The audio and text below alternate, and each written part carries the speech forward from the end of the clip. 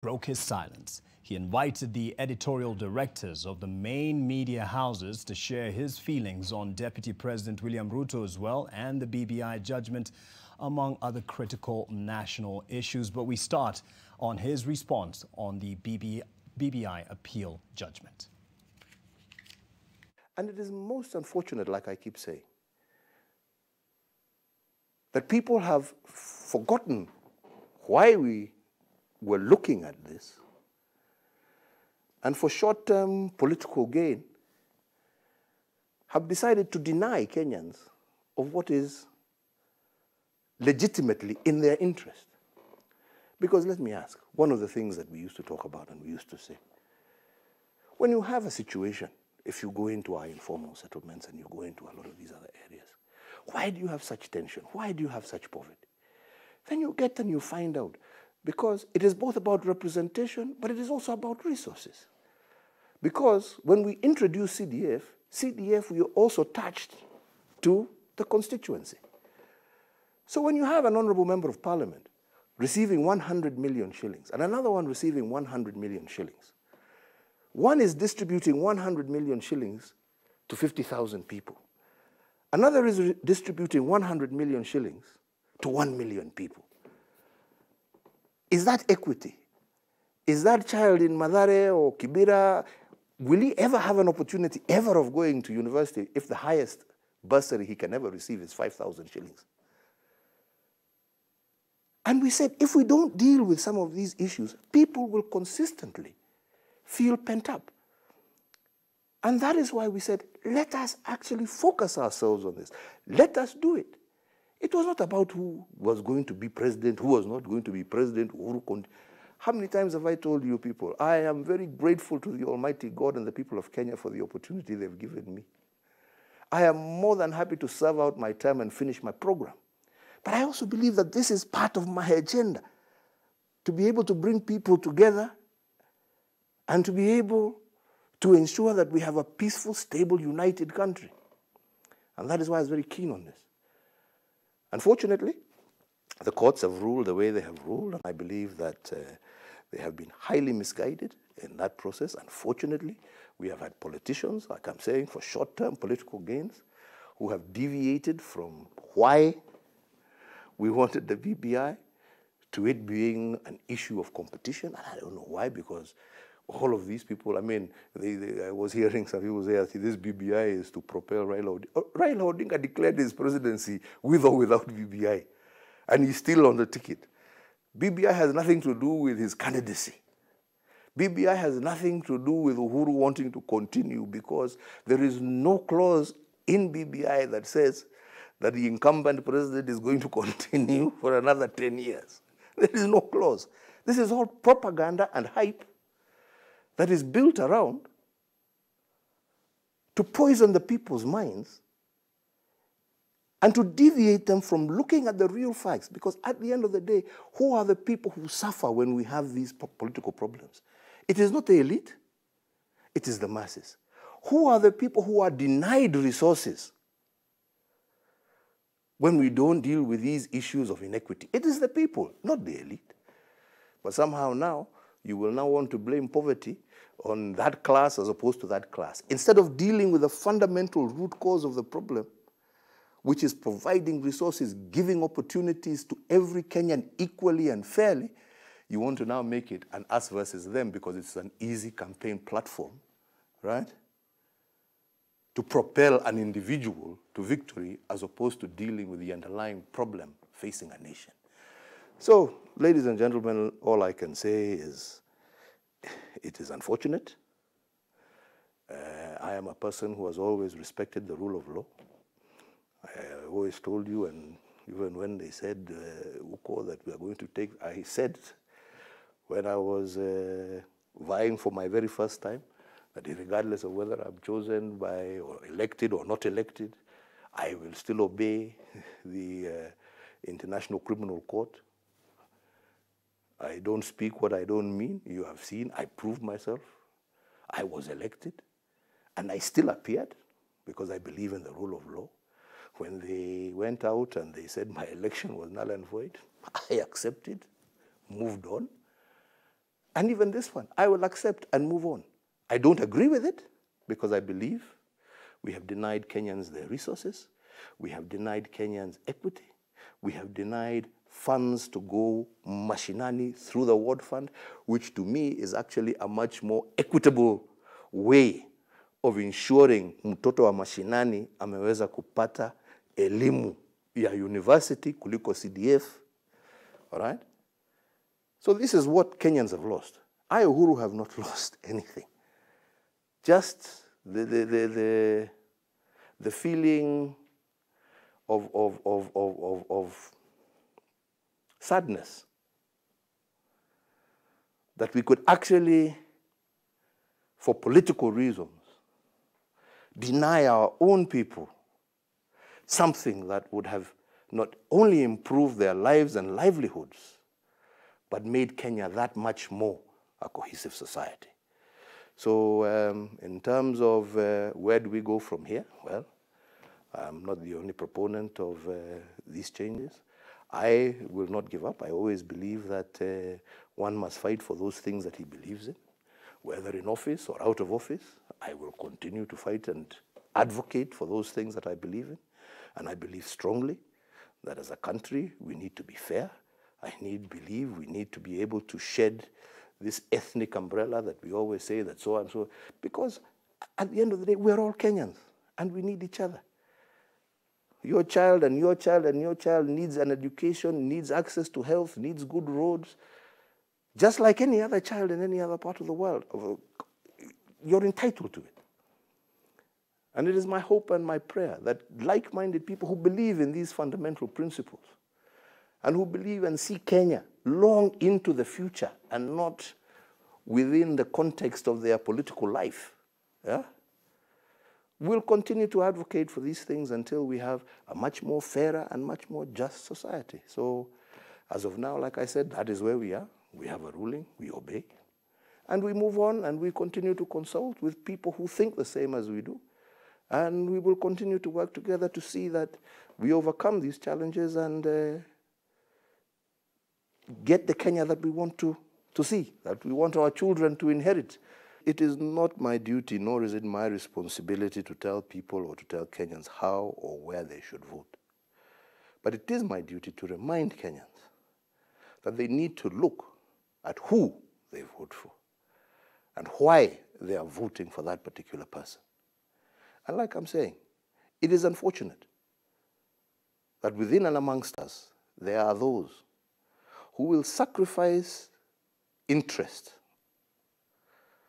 over personal political agendas.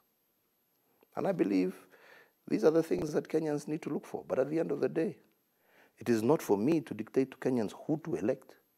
It is for Kenyans to decide what is in their best interest. And my hope and my prayer is that they would do that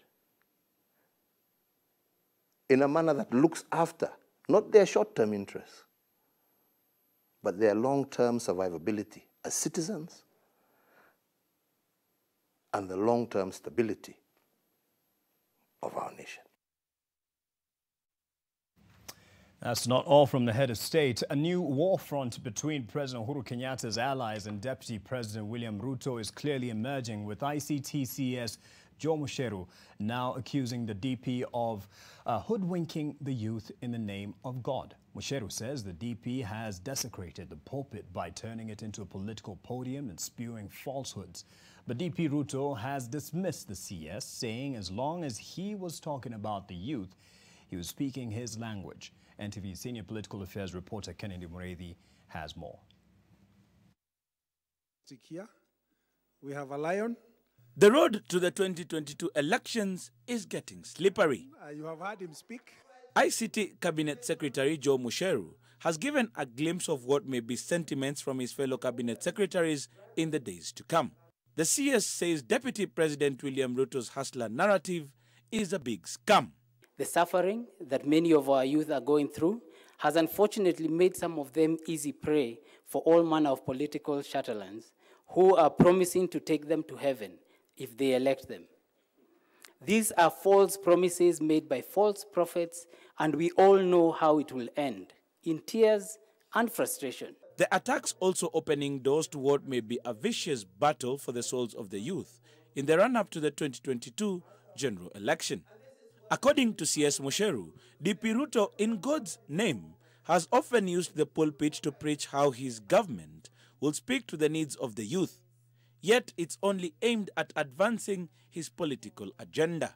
Many people have been using the name of God in all manner of places, saying things that, in my view, are not necessarily true. To thank God the Father that we did not have money to the counties cannot possibly be correct. Why would God not want us to have money in the counties? Why would God not want us to have, in terms of youth, getting the 7-year tax holiday? Why would God not want us to have the youth commission so that the youth can take more control, more charge of their lives? Musheru accusing the DP of being a sheep in wolf's skin. Remember that not everyone who proclaims their religion by shouting from the mountaintops, Bwana asifiwe, and hallelujahs at every opportunity means well. For some, their actions betray them. Musheru hitting out at his boast of being a master liar, especially to the youth by promising a heaven on earth. I have been engaging with youth, and every day we have conversations. They are suffering, but they are being cheated every day by people. By people, and they are being cheated, and really it's not fair. So that's why I'm actually angry, and I'm saying, Kiumane, people must know the truth.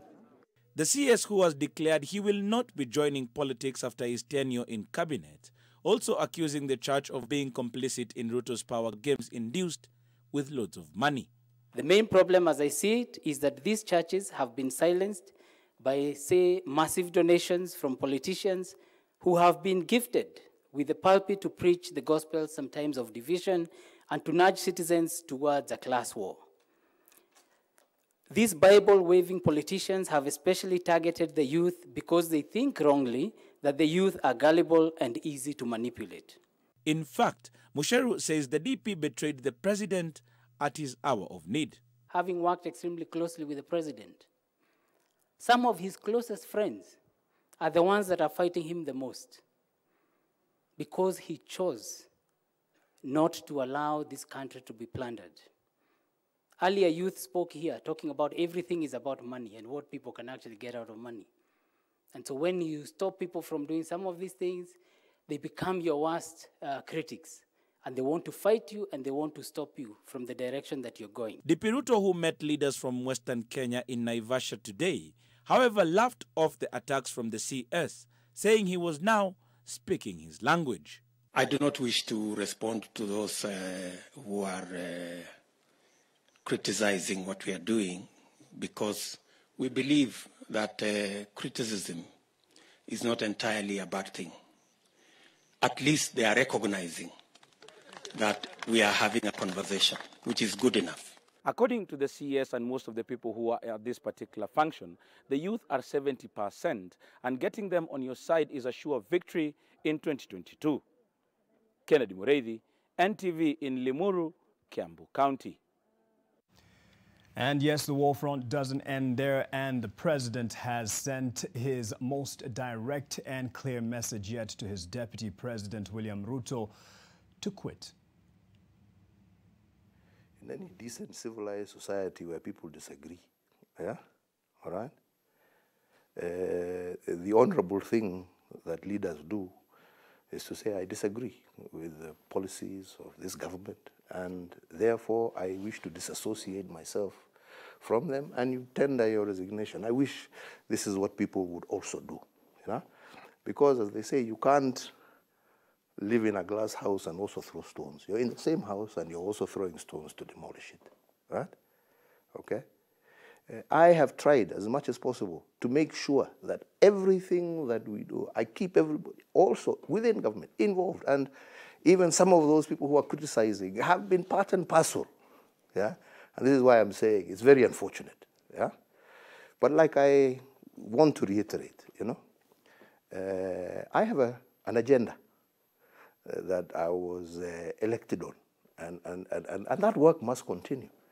And it would be really the honorable thing that if you are not happy with it, right, that you would actually, you know, step aside and allow those who want to move on, and then take your agenda to the people, which is what happens in any normal, democracy, because you can't have your cake and eat it, yeah? You can't on the one hand say, I'm not going, and because at the same time, I don't agree. You've got to decide, because you must be principled in that endeavor, yeah? The president also spoke about the plans to face the COVID-19 pandemic in Kenya, and that's what we'll be getting into in a moment. But let's get the status update on that. Kenya has received its first batch of the Moderna COVID-19 vaccine in what the Ministry of Health calls a boost to the ongoing vaccination drive that targets to vaccinate 10 million people by the end of the year. With the country rushing towards getting majority of the population vaccinated, another rush to beat today's vaccination deadline for civil servants was on. Several civil servants showed up today to avoid facing disciplinary action. Just at the break of dawn, the latest batch of vaccine arrived at the Jomo Kenyatta International Airport. This load, 880,460 doses of Moderna COVID-19 vaccines, is a donation from the U.S. government. Kenya says that it has revised its vaccine deployment plan, taking into consideration the availability of multiple vaccines with an aim of vaccinating 150,000 people each day before the end of September. Even as we scale up our vaccination program, we remain focused on the objective of ensuring that we protect those who are at the greatest risk of infection. And these are specifically our frontline workers and those with the highest risk of losing their lives. We likewise would encourage Kenyans to get vaccinated with any and all vaccines that are available. It's important to note that this vaccine donation is in addition to our support to Kenya's COVID-19 response through laboratory testing, through supplies and equipment, training for healthcare workers and other frontline responders, public health messaging, as well as research. Moderna is the second vaccine in Kenya's program after AstraZeneca, with at least 1.6 million people having received at least one dose and over 780,000 fully vaccinated as of 22nd of August 2021. We shall gradually increase the number of vaccination posts from the current 800 to 3,000 facilities that will be offering vaccination.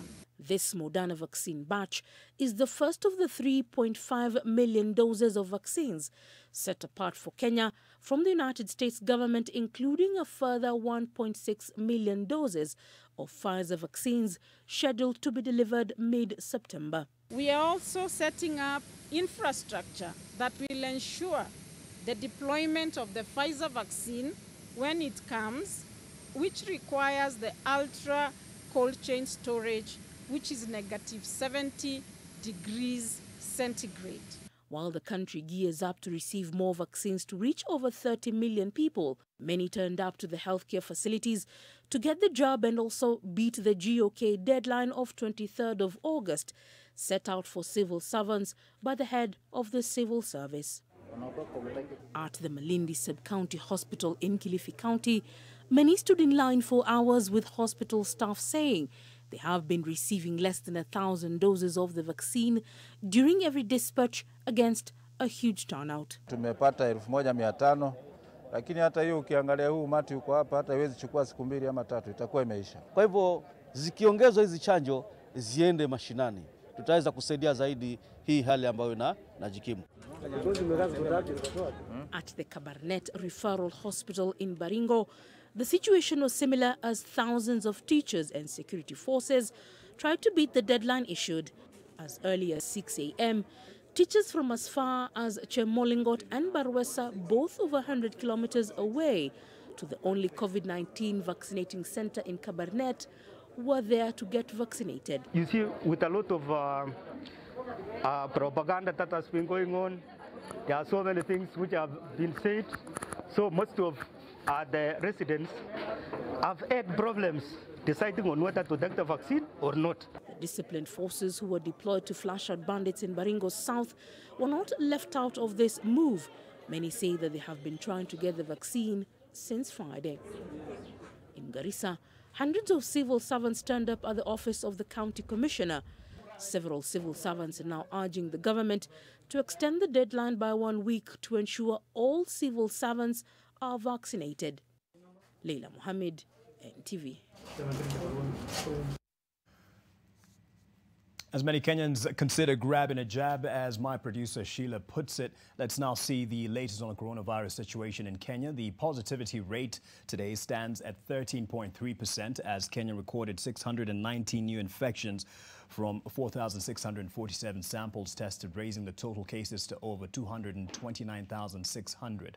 The death toll has risen to 4,528 after 31 new deaths, all being late reports from facility records audits in July and August. 1,437 more patients have recovered, and now the total recoveries stand at over 213,400. We wish quick recovery to those who have been admitted and that are on home-based care. So far, 1.6 million people have received the first dose of the AstraZeneca vaccine, with at least 781,000 being fully vaccinated.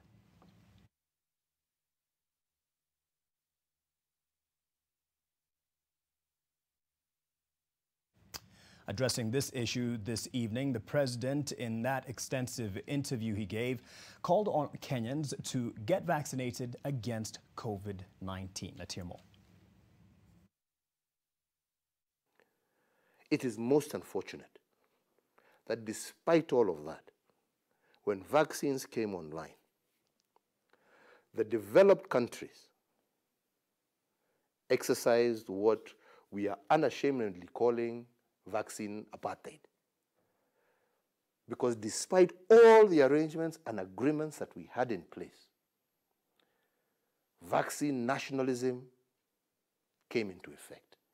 They decided to hoard and to look after themselves and ignore the rest of the world.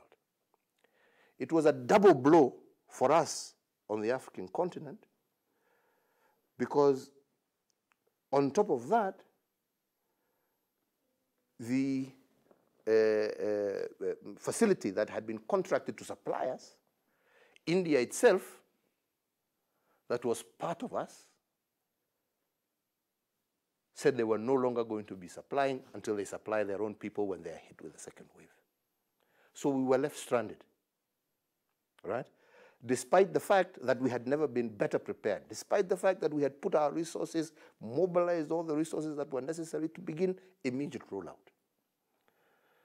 So, where are we and where are we going from here? We are still in that fight of ensuring. And we're now looking forward with South Africa now coming on board. We are working on getting our fill and form and fill facility here in Kenya, but South Africa already has theirs on board.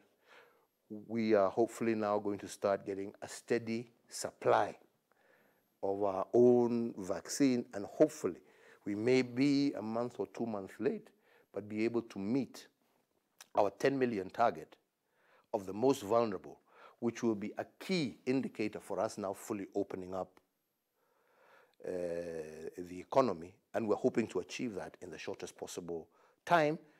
But Mutuma, as you have said, it is based on availability. Everything that we're getting, we are pushing out. Yeah? And we have said vaccine is going to be free because we want to ensure that there is no element or capacity of people taking advantage of this shortfall, yeah, for making deals here and there. Vaccines will be made available to all our citizens across board freely. I think the second point that you raised, Mutuma, is about those who are hesitant. We are not going to force anybody. It will be your decision whether you want to take or not. But I truly, truly would encourage, especially those who are in that most vulnerable bracket, those 50 or even 45 and above, those with comorbidities, that it is essential that you be vaccinated. And I will appeal to all those. I think we have now enough research done, yeah, that has actually proved that these vaccines are actually helping as opposed to harming.